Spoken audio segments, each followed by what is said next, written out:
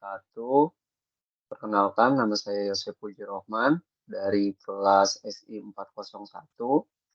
Pada kesempatan kali ini saya akan mempresentasikan jawaban dari UAS mata kuliah Bisnis Intelijen. Berikut pemaparannya. Untuk soal nomor 1, jelaskan apa yang dimaksud bisnis intelijen dan berikan contoh aplikasinya. Jawaban dari saya, bisnis intelijen adalah suatu konsep dan teknologi yang digunakan dalam dunia bisnis untuk mengumpulkan, menganalisis, dan menyajikan informasi yang relevan guna mendukung pengambilan keputusan yang lebih baik.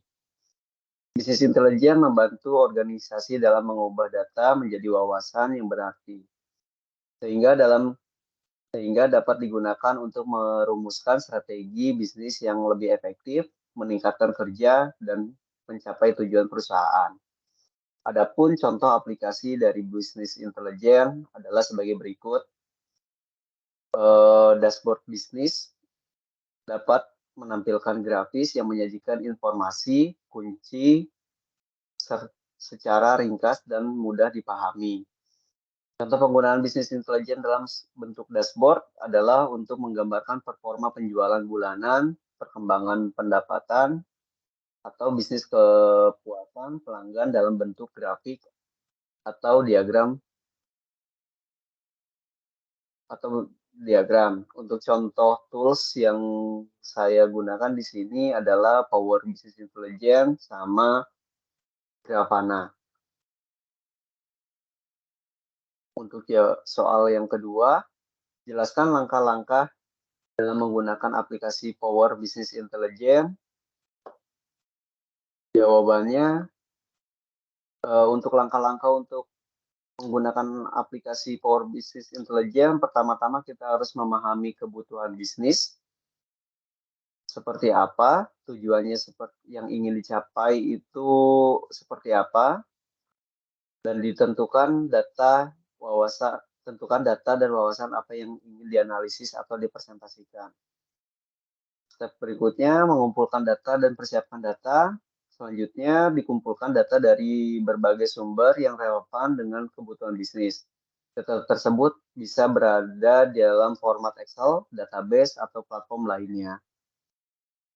Step selanjutnya, install dan buka aplikasi Power Business Intelligence. Anda dapat mengunduh dari situs resmi Microsoft. Setelah diinstal, buka aplikasi Power Business Intelligence di komputer. Setelah aplikasi terinstal, kita bisa mengimport data yang udah kita persiapkan sebelumnya. Untuk pilihannya bebas, kita mau menggunakan Excel, SQL Server, SharePoint, atau Google Analytics, dan lain sebagainya. Untuk step berikutnya, transformasi data. Setelah kita melakukan import data, kita perlu melakukan transformasi guna untuk membersihkan data-data yang sekiranya tidak digunakan, supaya data yang bisa ditampilkan dalam aplikasi Power Business Intelligence bisa lebih relevan. Untuk step berikutnya, membuat model data. Membuat model data yang akan menjadi dasar untuk visualisasi dan analisis. Step berikutnya, membuat visualisasi. Nah, dari data-data yang udah kita olah dan kita bisa pastikan data itu sudah clean, bersih, akurat, kita bisa mulai untuk membuat visualisasi. Setelah kita membuat beberapa visualisasi, kita bisa menggunakan membuat dashboard. Dalam satu dashboard kita bisa memonitoring beberapa visualisasi. Interaktif dan publikasikan. Untuk fitur ini ada dalam aplikasi Power Business Intelligence guna untuk kita lebih interaktif lagi dalam dashboard-dashboard yang kita buat ya. Seperti kita bisa menggunakan drill down, filter data, dan melakukan analisis yang lebih dalam lagi. Terus ada bagikan dan kolaborasi. Ini guna untuk kita men-share dashboard kita ke kolega atau rekan kerja kita.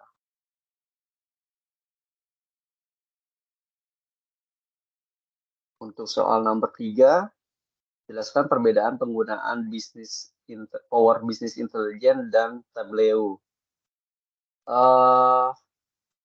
Sepengetahuan saya, perbedaan yang cukup signifikan itu antara Power Business Intelligence dan Tableau itu pertama dari vendornya ya. Jelas itu vendornya berbeda. Kalau Power Business Intelligence itu dari Microsoft, sedangkan Tableau itu dari Salesforce. Terus selanjutnya dari interaktivitas sih. Interaktivitas di Power Business Intelligence menawarkan tingkat interaktivitas yang lebih tinggi, tetapi dalam beberapa fitur interaktif mungkin lebih terbatas dibandingkan Tableau karena basically Power Business Intelligence itu sifatnya gratis ya, meskipun ada yang Power Business Intelligence yang pro-nya juga itu berbayar. Sedangkan Tableau itu tools yang enterprise, memiliki interaktivitas yang kuat dan intuitif. Pengguna dapat dengan mudah melakukan drill down, drill up, dan filtering data dengan mudah, memberikan pengalaman analisis yang lebih fleksibel. Untuk yang selanjutnya, perbedaannya ada di ketersediaan platform. Kalau Power Business Intelligence dapat diakses melalui desktop, web, aplikasi seluler. Data dan laporan dapat dibagikan dengan mudah melalui cloud BI provider karena dia masuk ke ekosistemnya Microsoft. Beberapa aplikasi Microsoft juga sudah mendukung itu. Sedangkan untuk Tableau menyediakan aplikasi desktop, web, dan mengakses laporan dashboard. Namun dalam kasus ini penggunaan Tableau server diperlukan untuk berbagi laporan secara efisien. Untuk poin plusnya dari kemampuan data preparation, kalau untuk Tableau itu memiliki fitur ETL, sedangkan Power Business Intelligence ya dia mempunyai kemampuan untuk preparation data yang baik juga, tapi menurut saya sih lebih bagus yang Tableau. Terus dari sisi biaya, Power Business Intelligence menawarkan versi desktop yang gratis, sedangkan yang Tableau itu cenderung lebih mahal daripada Power Business Intelligence. Karena untuk target marketnya, Tableau itu untuk perusahaan-perusahaan yang udah besar.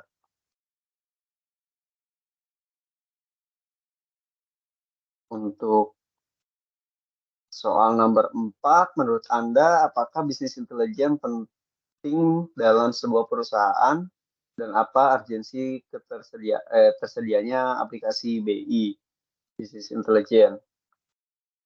Menurut saya bisnis intelijen sangat penting dalam sebuah perusahaan dan tersedianya aplikasi bisnis intelijen memiliki urgensi yang sangat tinggi.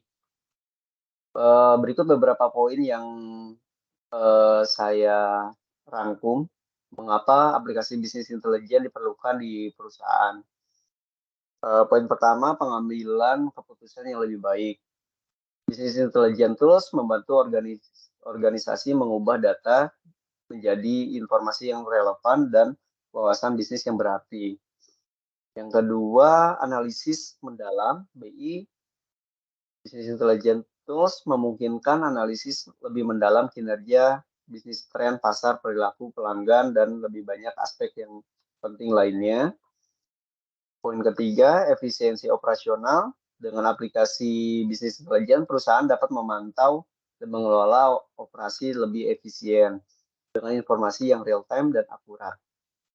Perusahaan dapat mengidentifikasi masalah dan melakukan perbaikan dengan cepat, mengurangi biaya operasional dan meningkatkan produktivitas. Poin selanjutnya, pengelolaan rantai pasokan yang lebih baik. Tools bisnis intelijen dapat membantu perusahaan dalam mengoptimalkan rantai pasokan dengan memantau persediaan, permintaan, dan aliran produksi. Ini contohnya ya, dengan adanya dashboard, dengan visualisasi, kita bisa memantau dari segala sisi ya. Di sini saya contohkan untuk persediaan, permintaan, atau aliran produksi.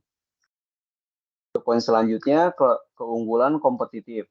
Perusahaan yang dapat mengambil keputusan berdasarkan data dan wawasan yang akurat memiliki keunggulan kompetitif yang lebih besar. Jadi karena tools kita mumpuni di perusahaan, kita bisa memutuskan sebuah keputusan yang lebih akurat lagi dibandingkan kompetitor-kompetitor lain. Poin selanjutnya, peningkatan layanan pelanggan. Dengan memahami perilaku dan preferensi pelanggan melalui tools bisnis intelijen, perusahaan dapat menyediakan layanan yang lebih personal dan relevan. Ini dapat meningkatkan kepuasan pelanggan dan memperkuat loyalitas pelanggan. Poin selanjutnya, prediksi dan perencanaan yang lebih baik. Dengan menggunakan analisis prediktif, bisnis intelijen membantu perusahaan untuk meramalkan permintaan di masa mendatang. Ini lebih ke AI ya, memprediksi tren pasar dan merencanakan strategi bisnis jangka panjang dengan lebih baik. Urgensi tersedianya aplikasi bisnis intelijen terletak pada kenyataan bahwa kita hidup dalam era data yang kaya informasi. Perusahaan harus mampu mengelola dan memahami data tersebut dengan baik untuk tetap bersaing dan berkembang. Tanpa bisnis intelijen, perusahaan dapat kehilangan kesempatan bisnis, mengalami penurunan kinerja, dan gagal menghadapi tantangan yang ada. Dengan menggunakan aplikasi bisnis intelijen, perusahaan dapat menggali potensi data mereka, mengidentifikasi pola yang bermanfaat, dan mendapatkan wawasan yang menunjang pengambilan keputusan yang lebih cerdas dan strategis.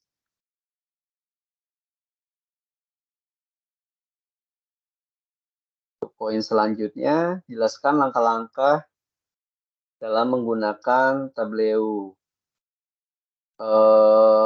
Untuk langkah-langkah penggunaan Tableau, di sini ada beberapa poin juga. Untuk stepnya mungkin hampir sama dengan penggunaan dari Power Business Intelligence. Yang pertama, kita memahami data dulu, data apa aja yang akan kita supply ke aplikasi tersebut ya. Kita periksa dulu struktur data dan pastikan data yang telah tersedia udah benar. Pahami hubungan antara tabel jika Anda memiliki beberapa sumber data yang terhubung. Terus step berikutnya kita import data, buka aplikasi Tableau dan import data yang ingin divisualisasikan. Sumber data bisa dari berbagai macam platform seperti Excel, CSV, database SQL, atau platform lainnya. Untuk step berikutnya kita membuat workbook baru. Setelah data diimport dan dipahami, kita bisa membuat workbook di Tableau. Workbook itu adalah tempat kita akan membuat visualisasi dan analisis data. Terus step berikutnya menambahkan data ke lembar kerja. Ini karena Tableau UI-nya cukup menarik, kita bisa drag and drop gitu kan. Ukurannya kita bisa sesuaikan juga, dimensinya juga. Kita tinggal sesuaikan aja visualisasi ya, gimana kita akan buat. Berikutnya, membuat visualisasi, kita tinggal sesuaikan, kita mau bentuk seperti grafik batang, diagram garis, diagram lingkaran, peta, dan lain-lainnya. Untuk step berikutnya, kita bisa kustomisasi juga visualisasi sesuai kebutuhan kita. Misalkan dari segi warna, label, ukuran, dan fitur-fitur yang lainnya juga. Step berikutnya, kita bisa membuat dashboard, sama seperti aplikasi Power Business Intelligence. Dari beberapa visualisasi, kita buatkan satu dashboard untuk mengakomodir semua visualisasi yang akan kita monitor. Interaksi filterisasi data di Tableau juga ada untuk kita secara real time ya untuk monitoring dashboard yang akan kita monitor. Terus ada simpan dan bagikan karya juga, ini untuk men-share juga visualisasi atau dashboard yang akan kita share ke kolega atau rekan kerja. Pembaruan data, eh, kalau kita ingin memperbaharui visualisasi ya, misalkan ada updatean terbaru, mungkin ada tambahan data baru, kita bisa melakukan pembaruan data.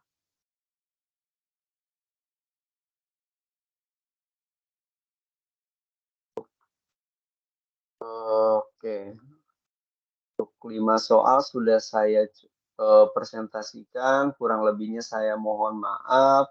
Terima kasih kepada Bapak Ihwan, saya ucapkan terima kasih. Assalamualaikum warahmatullahi wabarakatuh.